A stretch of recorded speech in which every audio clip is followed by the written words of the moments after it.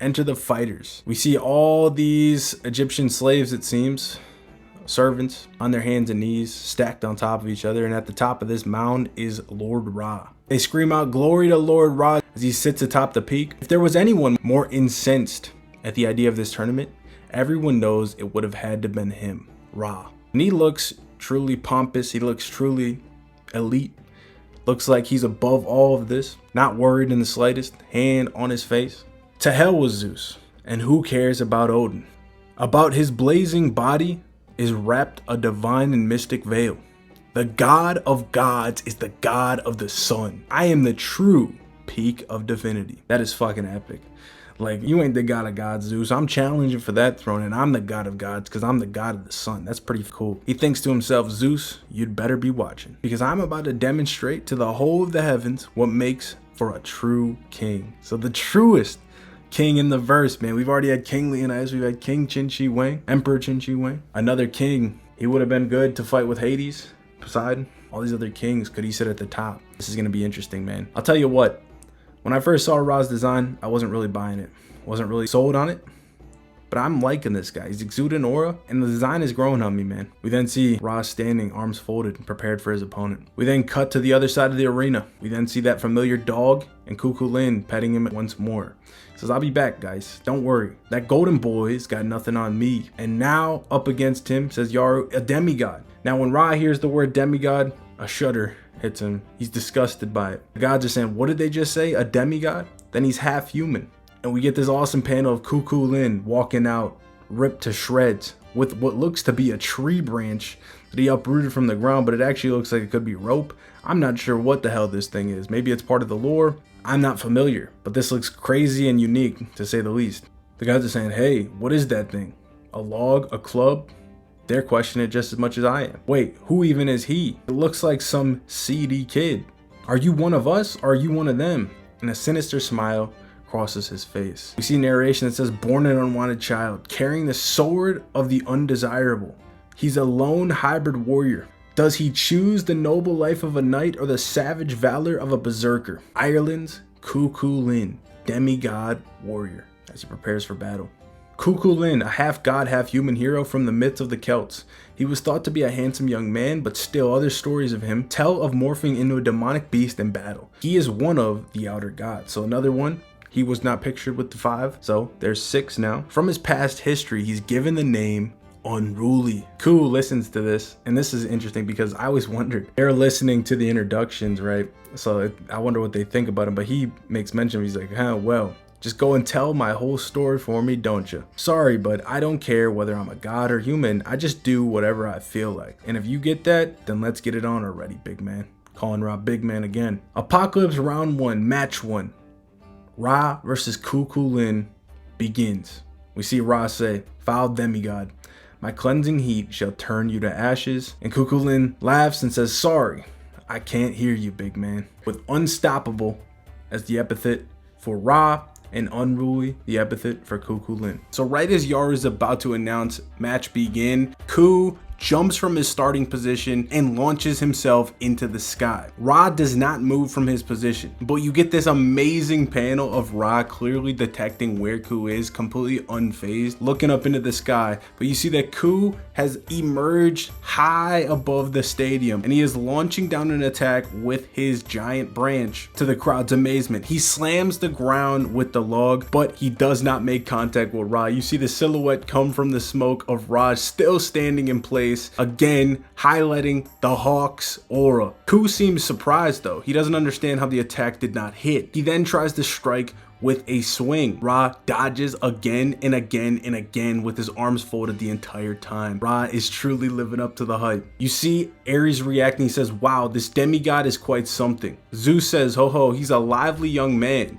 Hermes says, nevertheless, he seems a bit wild, as he's not having any success. Ra looks on and he says, you lack intelligence, class, and most of all, divinity, as he stares down Ku as he rushes toward him. As Ku rushes towards him this time, he attacks another time with a swing of the log. This time though, Ra decides not to dodge and blocks it with his forearm with ease. Everybody is shocked by this. You get pan-in shots of Morgan, Hermes, Zeus, Wukong, and Ku cannot believe what he just saw. He immediately retreats back to the starting position. He's sweating profusely at this point. We know what's going on with the sweating. You guys remember what happened to Ares? It's gonna play a factor here in a second. Yaru says, amazing, Ra. He hasn't only avoided Chulainn's attacks, he also just stopped it with one hand. It's as if he said, there is no need for me to even avoid your attacks at this point. The crowd is in astonishment. They're saying he's so strong, just as it was expected from the great Ra. Isn't it too overwhelming? Of course he is. Even if it's a battle amongst gods, aren't we talking about the sun god here? And he's just facing a demigod at that? We get a clear theme that Ku cannot fathom what is going on. We get this pan out shot to some other gods,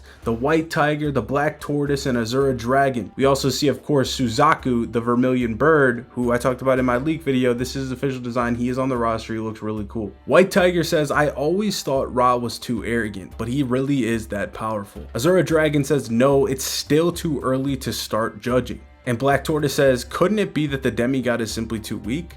Sound logic there. And that's when Suzaku interjects and says, or maybe Lord Ra has done something already. You get another shot of Ku violently sweating. He's thinking to himself, my attacks have never been so weak. They can be stopped with just one arm. This doesn't make any sense. Could this old fart be hiding something? Whatever, I don't care. And he rushes toward Ra once more. This time though, he stopped dead in his tracks. He can't even keep his legs moving. He says, what is going on? He looks down and his legs feel so heavy. Ares immediately recognizes what's happening. That's the same thing that happened to me. Ra says, at last. And you see this amazing shot of his aura. The divine power has rubbed off on you. We then start to see the crowd. They're all feeling the heat. They're like, damn, when did it get so hot? I'm thirsty as hell. And this is perhaps one of the coldest moments in the Ragnarok franchise, just the whole premise of what's happening here. But you start to see these people start coming down with drinks and you're like, wait, who the hell is this?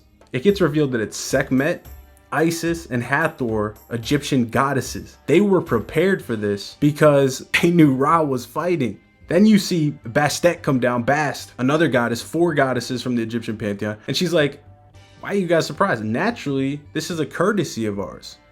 The body of Ra becomes hotter as he fights. The more he fights, the more intense the heat waves. Because of that, the heat and dryness of this place is equal to that of a desert, even from the stands. And that's without even talking about the arena, what Ku's feeling in the moment, which is even much worse. So the fact that they already know what's gonna happen with Ra, and they're prepared, like, yeah, of course this is gonna happen. Like, we're gonna have refreshments ready. They can't let anybody feel uncomfortable. They want the spectators to watch and enjoy Ra's performance as he shows the hell out. We get the reveal of this technique. It's called Burning Star Barrier Complete Liberation from Ra. You get this amazing shot of his aura that seems to envelop the entire arena. Ku is completely lost in this fight right now. It looks as if he's melting underneath the heat from the sun. And I gotta say, this is the most divine power we've really ever seen, and it's awesome to see. This is what I would have loved to see from all the gods, where he's literally just drawing power from the sun. He has a sun-based ability where he's just burning people to shreds without even having to make contact with them. It's amazing. I'm loving this so far. So Ku basically has to slam his log into the ground so he can even remain standing to prop him up. Yaru says this heat is... She starts trailing off. With no exaggeration, it's hot as hell itself. Even from where I'm narrating, the temperature is unbearable. I'll have to hide in the highest reaches of heaven. And she retreats to the skies. She can't even stand there. We've never seen anything like this happen, where the crowd is directly impacted by actual aura, bro. It's crazy, dude. We then see Ra, Zeus, and Hermes start talking about the technique. It's befitting of the man known as the sun god, says Ares. Even I, a god of war, was beaten instantly with that technique. If it had already been deployed at the beginning of the battle, it's amazing that the demigod managed to launch an attack so fierce. Hermes says it's likely both his speed and power were reduced significantly. That's why it was so easy to avoid as well as block his attacks. So this ability burns you with heat, immense heat, and it nerfs your stats. This is an insane ability, dude.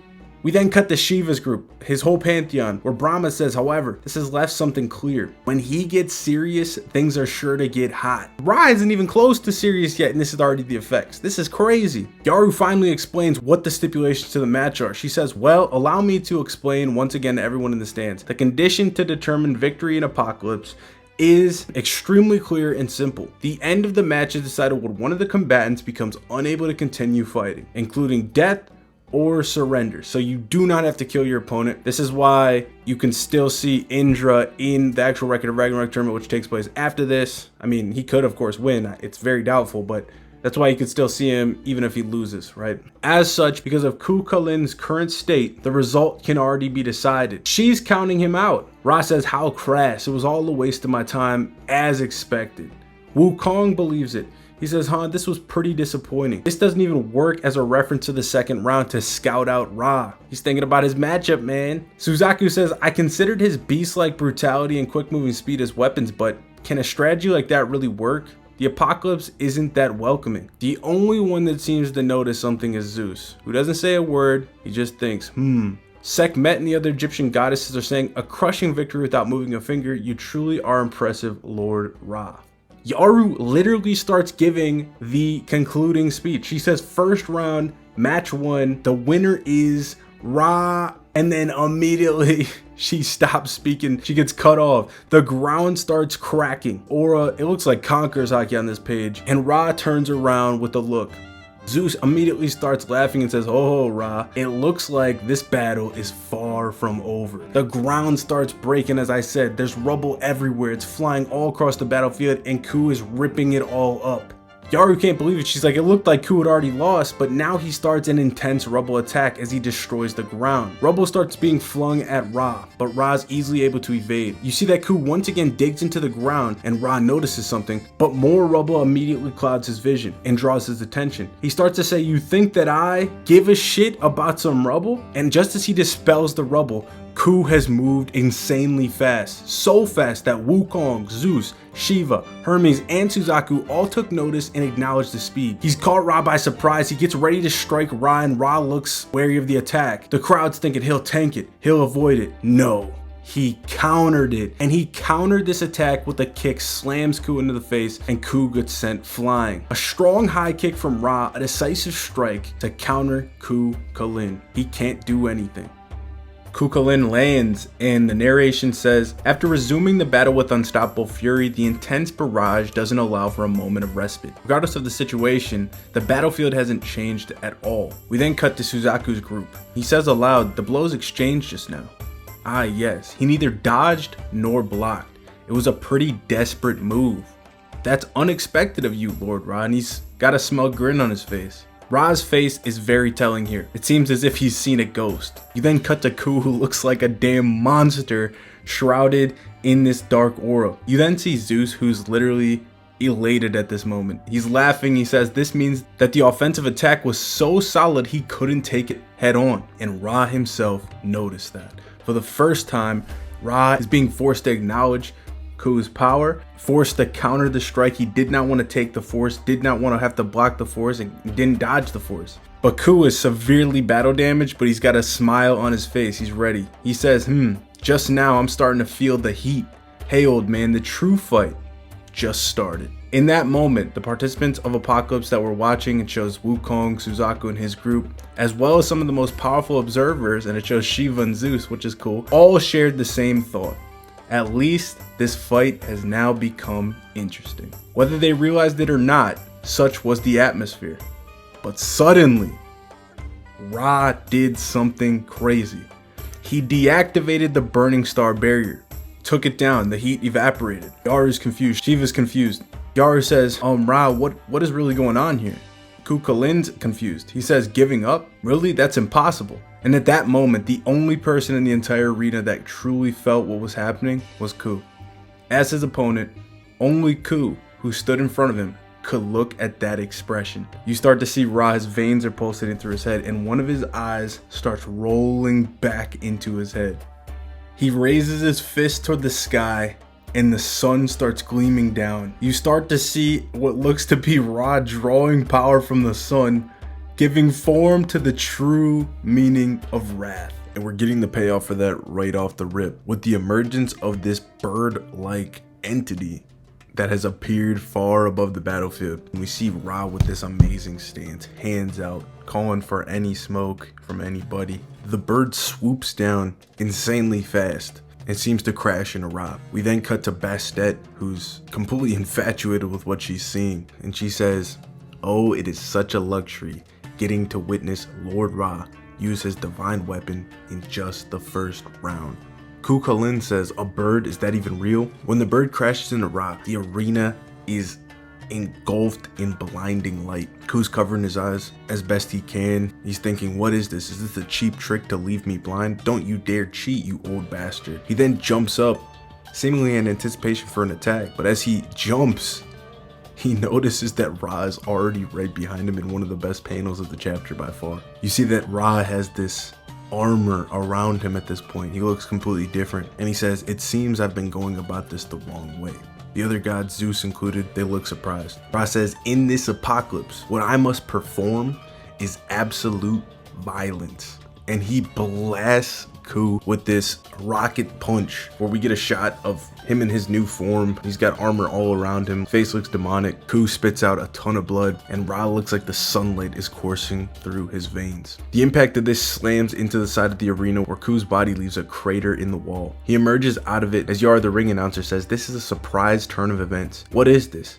What is this form of Ra? Bastet and the other Egyptian goddesses are still completely enthralled in Ra's divinity. Bastet says that form is the fusion of the divine weapon Horus and the sun god Lord Ra. So he is taking the form of Ra and Horus. That's why he is called Ra Orakti. This is the Orakti form, the god of the sun and light itself. Some of the other gods in the crowd are literally saying that they can't even see the attacks. Zeus says, and Wukong gives praise. He says an amazing speed and amazing strength as Ku struggles to his feet after falling out of the crater. But Ku isn't discouraged. He says clearly that ain't just regular armor, but this is my chance, and a devious smile crosses his face. I don't know if it's because of that armor, but he stopped using those annoying heat attacks. So remember the heat attacks obviously that Ares faced and what Ku was plagued with early in the fight, where if you just get close to Ra, you're sweating profusely, there's a ton of heat, it weighs you down, makes you weaker. That has stopped. Ku says if it's like that from now on, this will be a battle of raw power and speed, and I can win that battle. We see Suzaku's crew watching the fight again as they're dragging all these people, and they're shocked that Ku even wants to continue, calling him a blockhead. Ku jumps toward Ra, and Ra just stands there. He says, a fight? Do you really still not get it? And slams Ku with this crazy ass energy blast from his chest.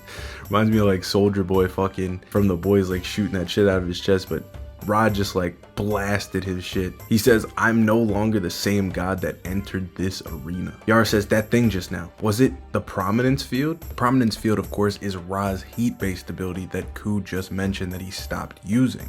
Amazing panels of Ku being ravaged by the attack. Bastet says the divine weapon Horus is not just an armor. He uses the prominence field alongside the armor, like a heat wave released at 30 degrees from all directions from Lord Ra's body. He concentrates all that enormous energy into one point, he directs it, and shoots it all in fell swoop. So my understanding is that the armor works as a conduit to absorb all the heat. It pulls in all that heat, and it allows him to channel it back out in specific points. So it just gives him more control, lets him compress blasts into singular points, which could have more potency. It's pretty crazy, pretty cracked ability. But Ra's not done. After blasting Ku, he follows up the attack immediately with a huge knee to Ku's midsection.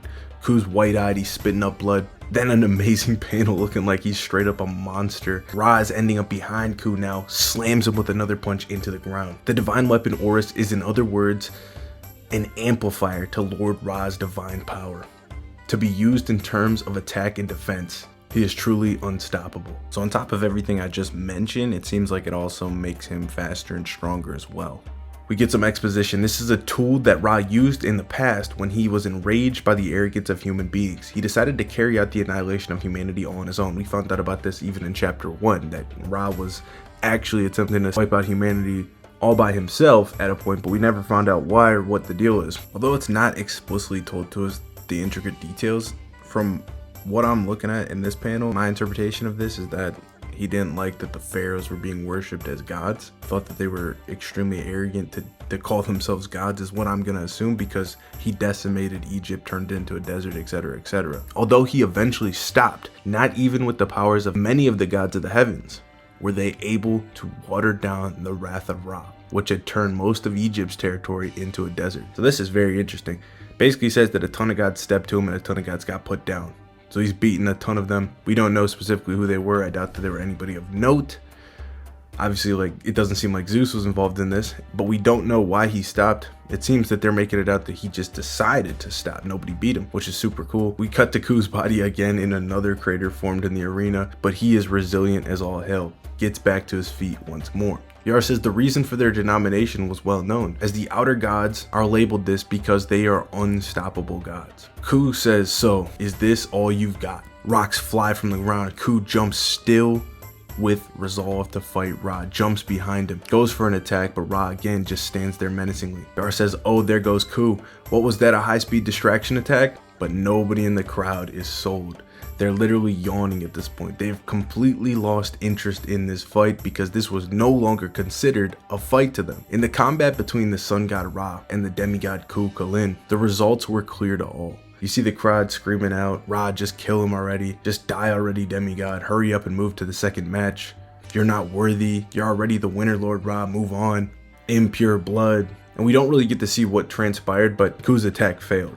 He was stopped behind him. It looks like Ra might have sent an energy blast out from his back, and Ku just is crumpled behind Ra on the ground. Ra turns around, picks up Ku by his hair, as again he's wide-eyed, looks like he's in and out of consciousness, as the crowd screaming, kill him, kill him, kill him. Ra says, brat, before I end this, let me show you something. I'm gonna show you what a real divine attack is. He slams him with a left uppercut up to the body. The impact sends ripples through the air. Ku then seems to propel himself from a blast from his back all the way behind Ku in the air. Again, looks insane. Spawns in behind him and slams him with another attack as Shiva thinks to himself, it's over. Ra says, with elegance, with power, of high purity, and most of all, high efficiency, he barrages Ku with an unrivaled fury. He actually looks like fucking Batman, bro. He looks like Batman beating this guy's ass just all around the arena, slamming him into the ground. There's a montage of just Ra slamming him wall to wall. Now, I actually think that the attack he was referencing is the totality of all these blows. It's one big fury of attacks that are called the Midnight Sun, the sun that never sets. And I'm pretty sure Apollo has a very similar name move and name technique. I'd love to see Apollo and Ra have some kind of interaction. I wish Apollo was watching from the crowd for this, but we know he was chilling in his garden. Yara says, this attack, just how much longer can it go? Ku's body is completely ravaged. Like, this is the worst ass beating we've ever seen. We get the reveal that this god right here, the one that looks like Seto Kaiba, is actually Neza from Chinese mythology.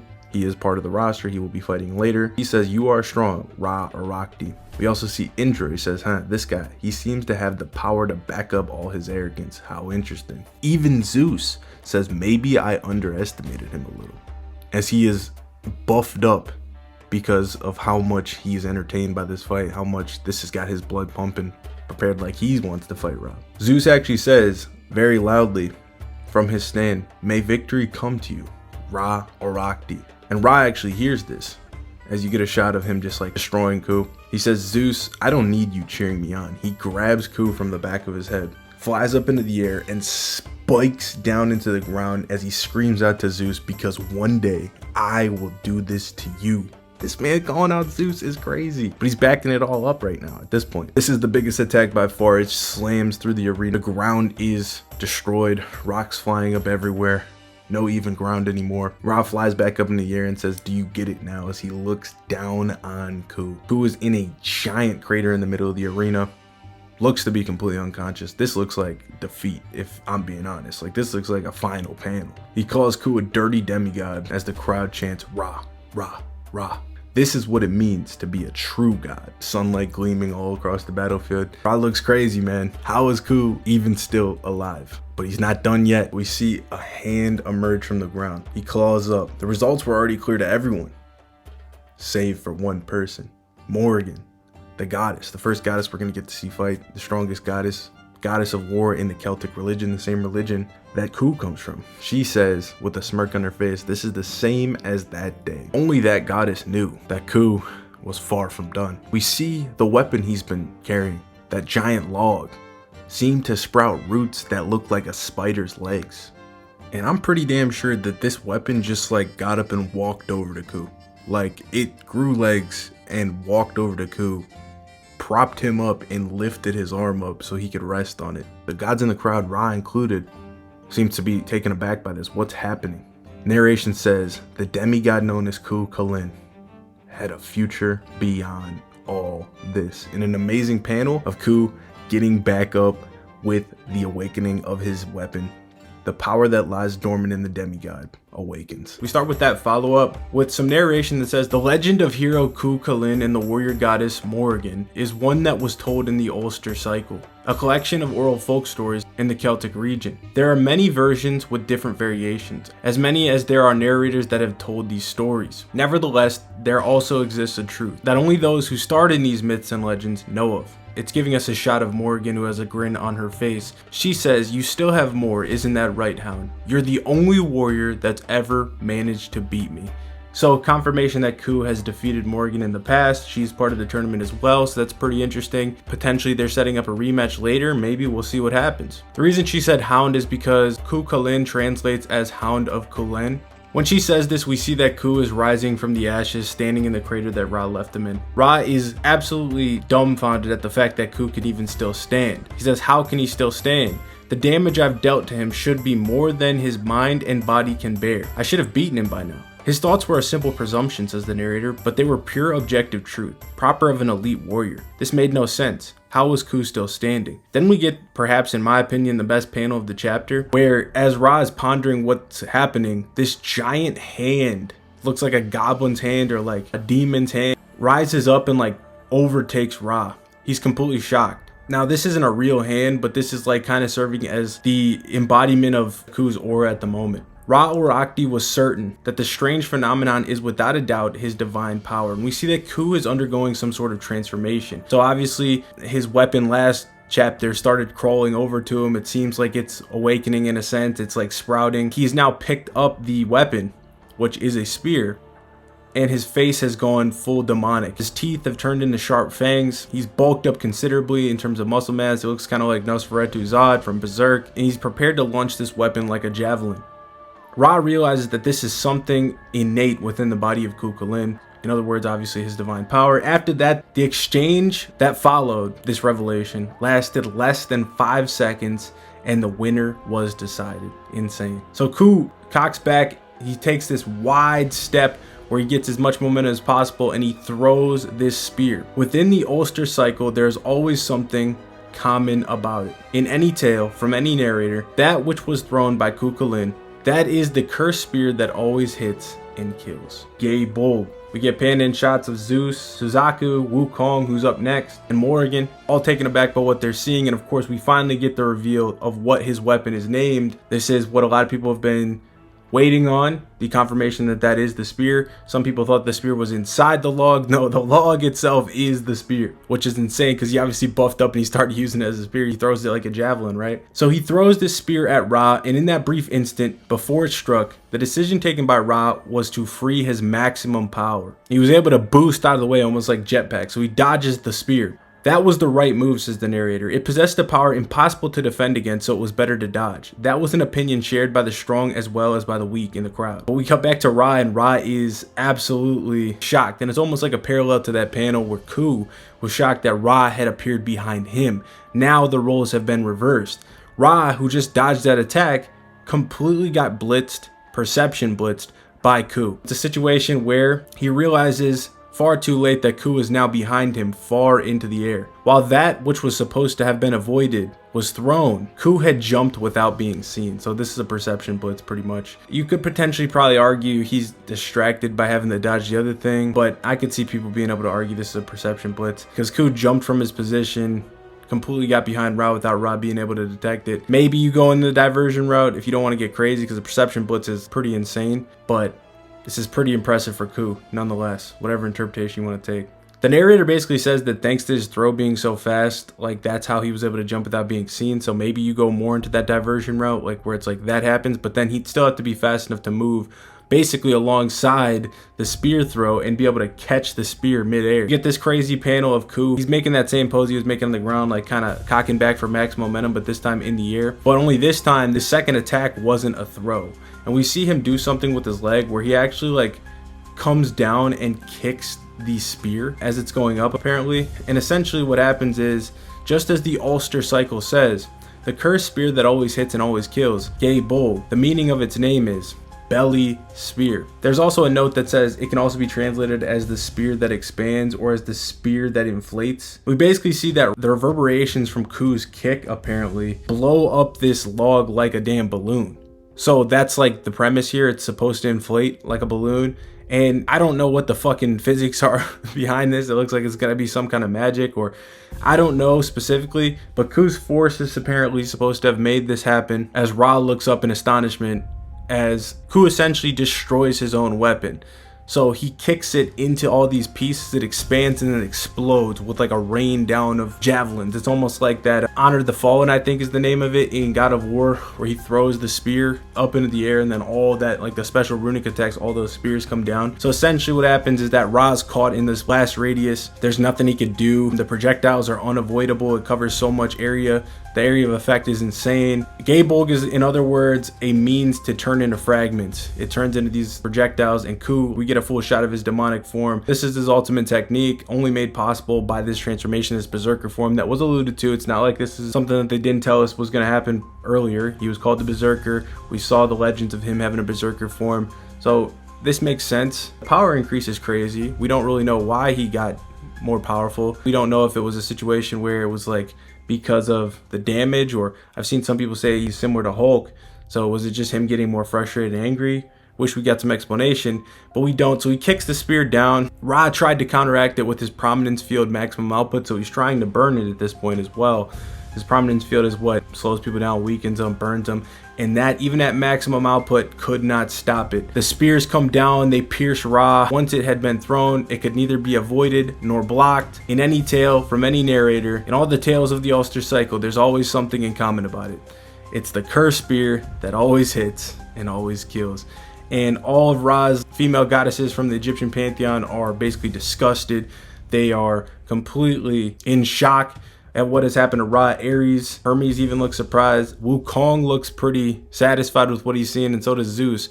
And of course, Morrigan has a demonic grin on her face as she was expecting this all along. Interesting note about Morrigan is that like you can see scars all over her body, so potentially maybe those scars came from this attack. It's weird though that they keep saying it's the attack that always hits and always kills, because if she was hit by the attack, she obviously lives. So that's obviously false. Maybe Ku beat her without having to use this ultimate technique.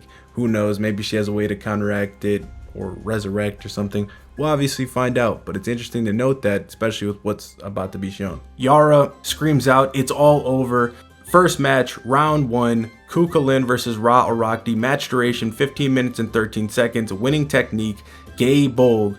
Winner, Chulainn. And we get this amazing panel of all those javelins piercing through Ra as he sits atop the mountain of spears. With that being said, make sure you guys subscribe to the video and drop a like if you like content like this. I want to stay on this side of the algorithm to always get reminded of these posts every month. In a mere blink of 5 seconds, that exchange, both offense and defense, were complete. Obviously referencing the whole exchange where Ku threw the spear up into the sky, Ra dodged, but then Ku was behind him.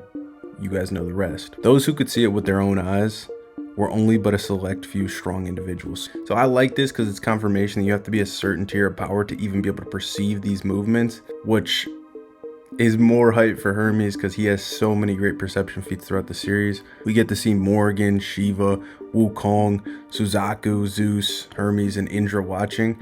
Indra watching is cool because I can't wait to see what they're going to do with Indra, because obviously he lost to Rudra, but this is going to give Shiva a ton of scaling if Indra has a great performance, because obviously Shiva scales over him. We see Ku in this epic shot underneath the mountain of spears where he has landed. Looks like the Goblin King, and most of the other spectators, because like I said, only the mighty could see it, were like, hey, what the hell is going on? I can't comprehend a thing. Everything is happening so fast. Like they saw it, they seen around the sky, and then all of a sudden this guy's just fucking pierced through his whole body. We get this brutal panel of Ra pierced all through his body, blood everywhere. It is rough. It is rough. And everybody that thought, you know, Ra's gonna be dead, sorry to say, but I did predict he's gonna survive. And despite how brutal this looks, he is in fact still breathing, but that is not the metric to end these rounds. The metric to end these rounds is just simply incapacitating your opponent any means to where they're unfit to continue fighting. Ra screams out in pain. Yara screams, "It's settled. This is it." We get to see some of Ra's female goddesses freaking out.